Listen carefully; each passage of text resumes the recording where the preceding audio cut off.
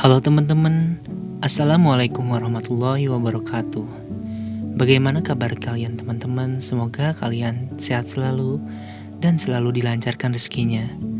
Oke, kali ini saya akan membahas tentang kisah keteladanan Imam Syafi'i. Oke, kita langsung ke kisahnya. Imam Syafi'i adalah seorang ulama besar.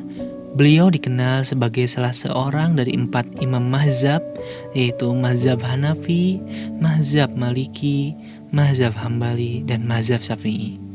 Di Indonesia, lebih banyak menggunakan mazhab Imam Syafi'i. Bagaimana kisah Imam Syafi'i sebagai teladan yang patut kita ikuti? Nama asli Imam Syafi'i yakni Muhammad Abdullah bin Idris. Imam Syafi'i lahir di Khuzah, daerah Palestina. Beliau lahir dalam keadaan yatim. Sesudah menginjak usia 2 tahun, ibundanya membawa Imam Syafi'i kembali ke kampung halamannya di Mekah. Kehidupan Imam Syafi'i sangat sederhana, namun kemiskinan tidak membuatnya lemah dan berputus asa. Imam Syafi'i mempunyai semangat yang luar biasa untuk menuntut ilmu. Kemiskinan tidak menghalangi semangatnya untuk terus menuntut ilmu. Imam Syafi'i adalah anak yang pandai. Pada usia 9 tahun, beliau sudah hafal 30 juz Al-Quran dengan lancar.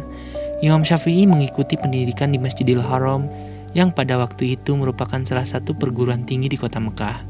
Dalam perguruan ini, Imam Syafi'i merupakan murid termuda, tetapi tidak membuat beliau rendah diri. Imam Syafi'i mempelajari berbagai bidang ilmu, diantaranya fikih, hadis, Al-Quran, dan kesusastraan. Terbatasnya fasilitas yang dimiliki tidak melemahkan semangatnya untuk belajar. Beliau menggunakan tulang belulang, pelepah kurma, dan kertas-kertas bekas untuk mencatat pelajaran yang diterima oleh guru-gurunya. Bagi Imam Syafi'i, ilmu adalah sesuatu yang sangat berharga.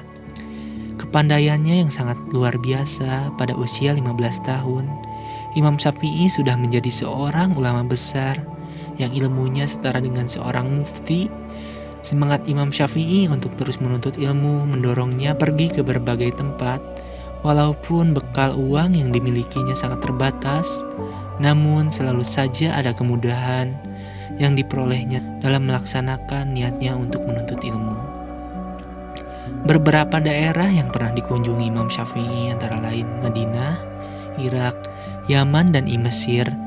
Imam Syafi'i merupakan salah satu murid Imam Malik. Imam Syafi'i dikenal sebagai seorang yang dermawan. Setiap kali beliau memperoleh hadiah uang dari khalifah, maka uang tersebut tidak pernah berlama-lama singgah di tangannya, karena langsung diberikannya kepada mereka yang membutuhkan. Cerita di atas dapat diambil hikmahnya. Selagi kita mampu, janganlah merasa puas dengan ilmu yang kita miliki, karena hakikatnya hidup adalah belajar. Belajar tidak mengenal umur. Belajar sepanjang waktu, seperti dalam salah satu hadis, tuntutlah ilmu walaupun sampai ke negeri Cina.